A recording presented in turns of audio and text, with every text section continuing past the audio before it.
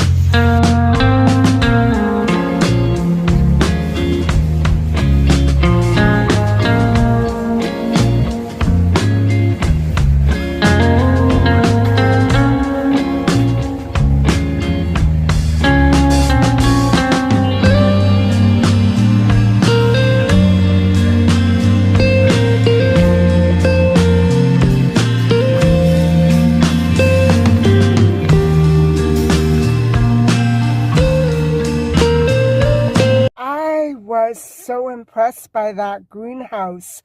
I remember coming through here last year, maybe around late summer, and they didn't have as many beautiful, gorgeous items that I saw now.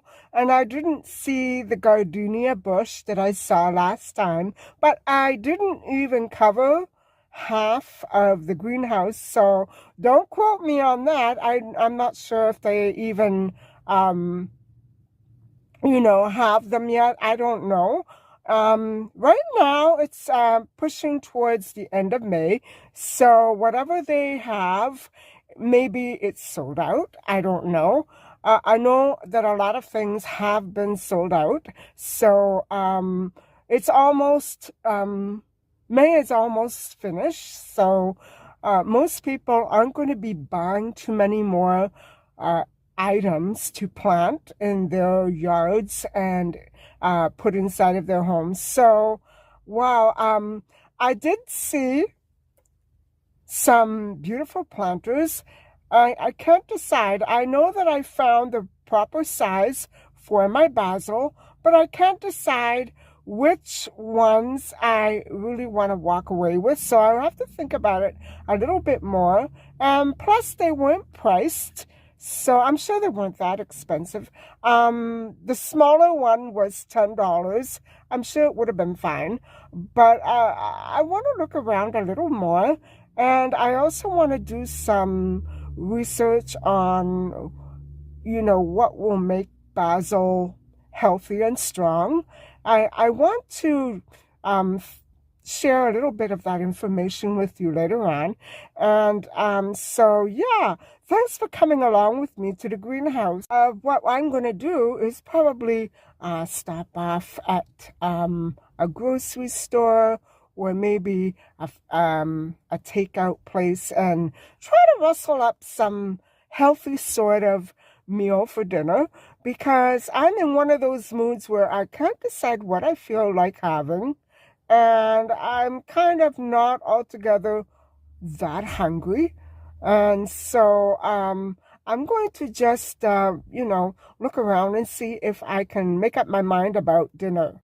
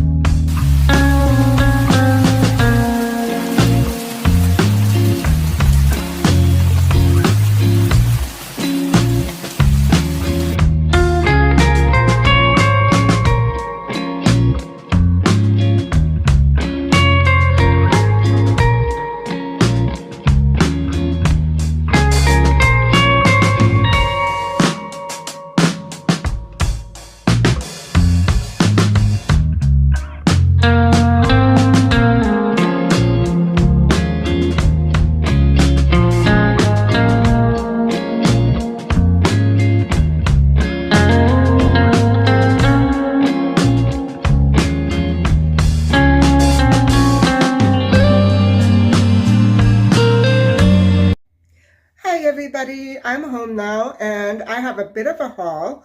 I don't know if you're interested in seeing what I shop for, but I'm going to let you have a look anyway. The most important thing is for me to have a green vegetable every day at dinner, and I usually pair it up with my starch, and so I bought a bunch of rapini, one of my favorite vegetables of all time. And I bought some tomatoes for my chicken salad tonight because I just ran out of them. However, I have so much lettuce left over from the other day, so I'm still working on that. And I picked up some bay leaves, and I normally use this to maybe roast chicken or make soup, chicken soup. And so, yeah, I've always added bay leaf to my chicken soup. And this is the chicken that I purchased for the chicken salad. I ran out, and so these are pretty handy to keep on hand. I like them because they're more tender than regular chicken breasts. So if you roast chicken breast, it gets very hard, and so that's why I like this. And so for tonight's dinner, I actually have a pizza. And normally I make my own pizza. I don't know how healthy this is, but I like it. I just deep cleaned my kitchen, so I don't want to make a pizza from scratch, if you know what I mean. I'm not feeling that energetic today, so I think I'll just stick with this. And it's with pepperoni and sweet pepper. And last but not least, I bought a few plums, a few of these plums, and I haven't seen plums maybe since a year ago, which is not normal, because normally we see them around the holidays. And this year, or actually last year, I didn't see any at all during the holiday season, so I've been missing them. And actually I want to try a cranberry plum sauce, which is something that I wanted to try to make over the holidays, and I never got a chance because I never found these. And so that haul came to approximately $45. So I think what I'll do is I'll pop the pizza into the oven, and then I will have a little talk with you about basil.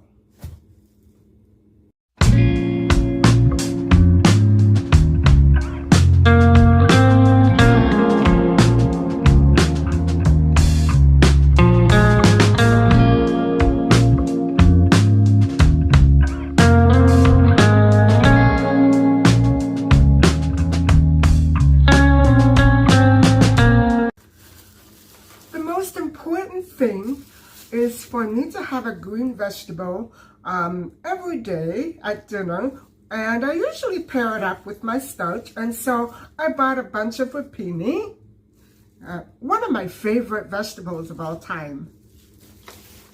And I bought some tomatoes for my chicken salad tonight because I just ran out of them. However, I have so much lettuce left over from the other day, so I'm still working on that. And I picked up some bay leaves, and I normally use this to maybe roast chicken or make soup, chicken soup. And so, yeah, I've always added bay leaf to my chicken soup.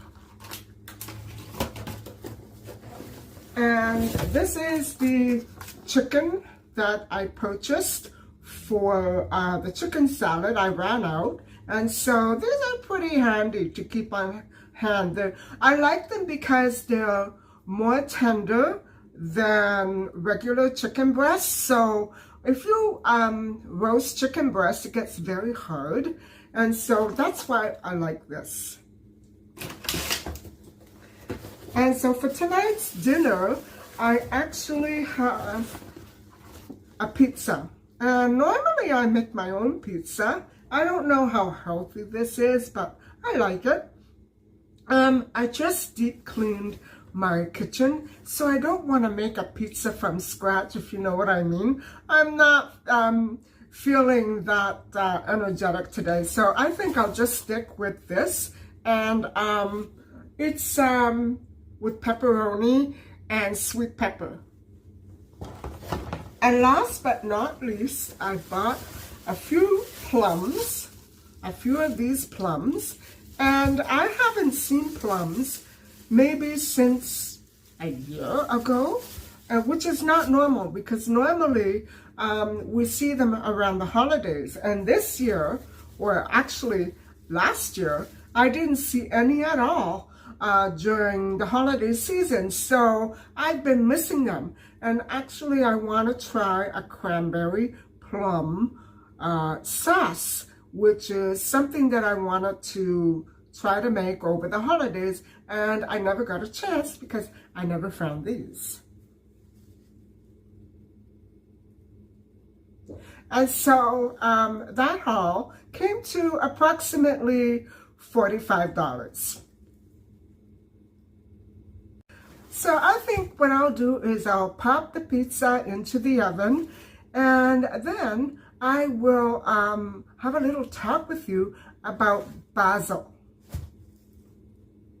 So let's talk a little bit about basil. And what I have here is probably lemon basil. And I know from past experience that my mom and I used to shop at the place where I got this, and it was always labeled lemon basil. And so this time I got 3 around this size, and so that's why I'm looking for a planter that will hold all 3, and hopefully none of them will die before they reach 6 or 8 inches. And so it's advised to refrain from starting your basil plant until the temperature reaches around 27 to 30 degrees. And so that, it's always recommended that you do this in middle to late May, and which is a lot later than when I did it last year. But it's ideal to start the basil plant around the middle of May, the middle to the end of May. And so I'm hoping that by June, all of my 3 basil plants will have been transplanted into a planter.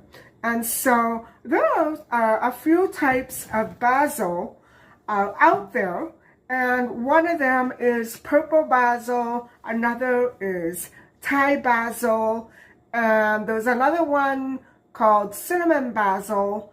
And so I'm not aware of how to tell them apart, maybe by color or shape, but I'm pretty sure that this is lemon basil.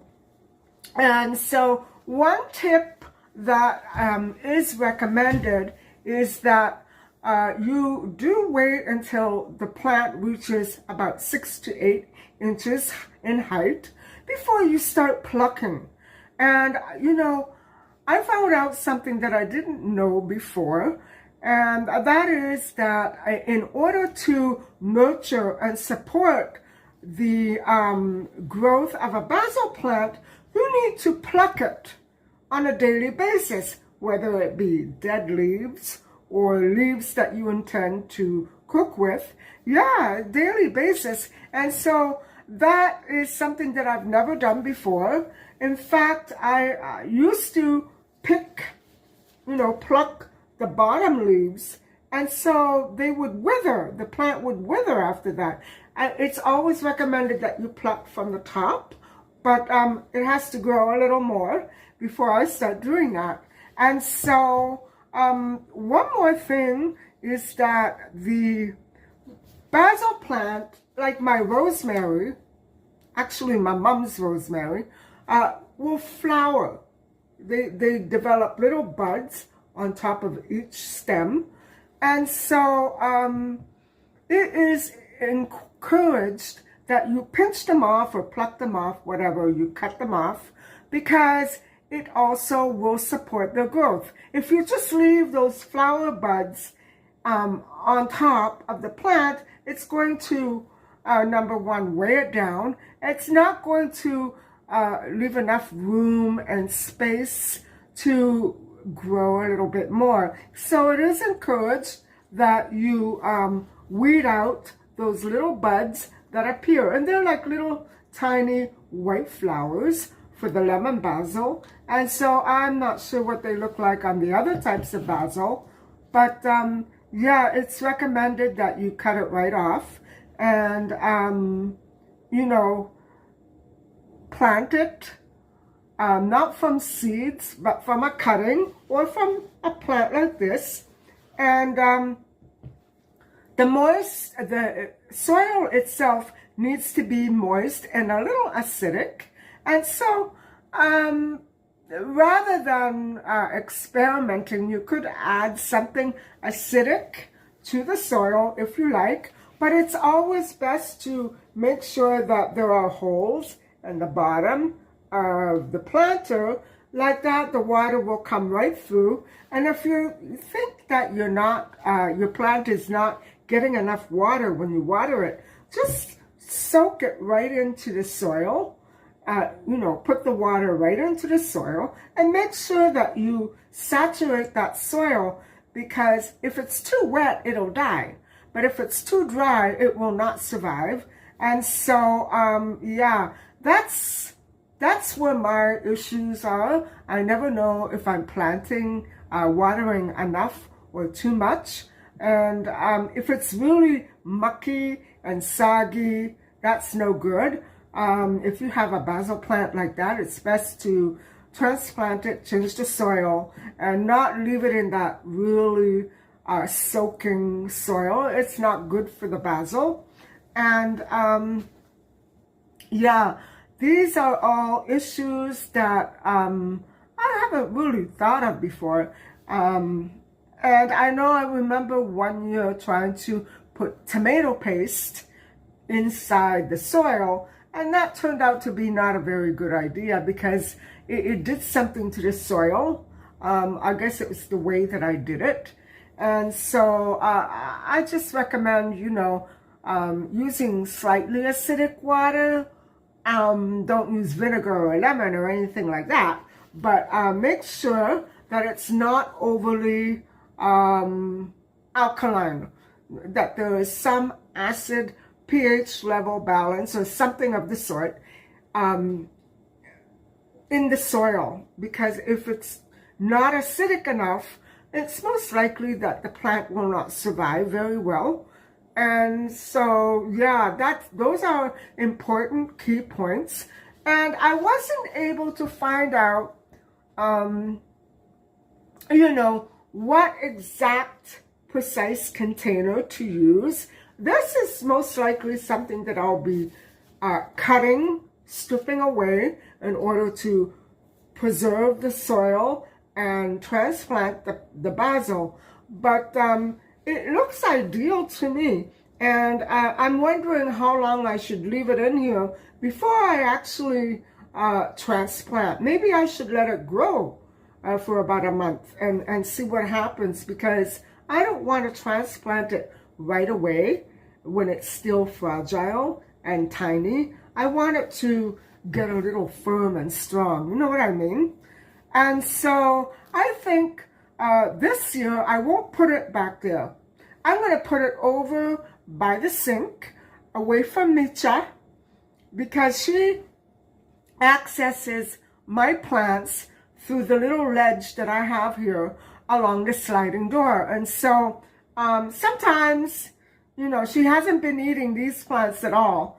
Sometimes I will see that my basil is all chewed up, and so I'll know that she had been in them. But this year, that's why I think I'm going to leave them on the other side over the sink where it gets sunlight and shade. And I'm going to make sure that she is completely away from it. And so, the things that she really loved were the onion chives. And I'm not going to plant them this year. I'm just not going through that. I love onion chives, but I'm not going to go through that. She ruined her stomach with onion chives, and she's obsessed. She's obsessed. And so I'm just going to let that onion chive dream of mine go. And, it's very hard to grow onion chives in any way. I've tried a couple of years in a row, and I failed twice. So I think I'm going to give up. And it's also recommended that these basil plants get at least 8 hours of light or daylight sunlight every day. Maybe somewhere in front of a window where mine is going to be. And in this case, not too close because the heat can tend to wilt them. And when it gets very, very hot, right here by the glass, my plants do tend to wilt sometimes. And so I have to watch that. So not too much heat, not too much sunlight, but just enough. And so that's kind of hard to get down pat, but I think I'm going to hold off before I start plucking anything and let them grow, let them get to be about this high before I actually start cooking with them.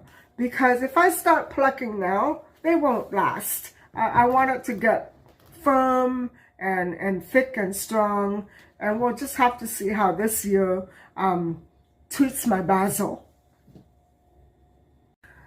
So everybody, that's about all I have for you today. I hope that you enjoyed my visit to the greenhouse. It was so nice to have you along. Weren't those flowers amazing? I would like to bring them all home with me, but no, those are more for a big, huge house with a big yard, and they wouldn't fare very well here in my kitchen. So unfortunately, you know the story with my gardenia tree last year. It totally died. Every blossom dropped. Every blossom dropped. Like out of a dozen, all of them dropped. And so, you know, all the other people who purchased the gardenia trees with me had the exact same, if not worse, experience that I did with the gardenia trees. So no more gardenia trees, no more trees, nothing like that. I think I'm going to just stick with basil from now on, and maybe the odd parsley or tomato plant, whatever have you. But that's about all I'm going to aim for this year. Anyway, I hope that you have enjoyed listening and watching.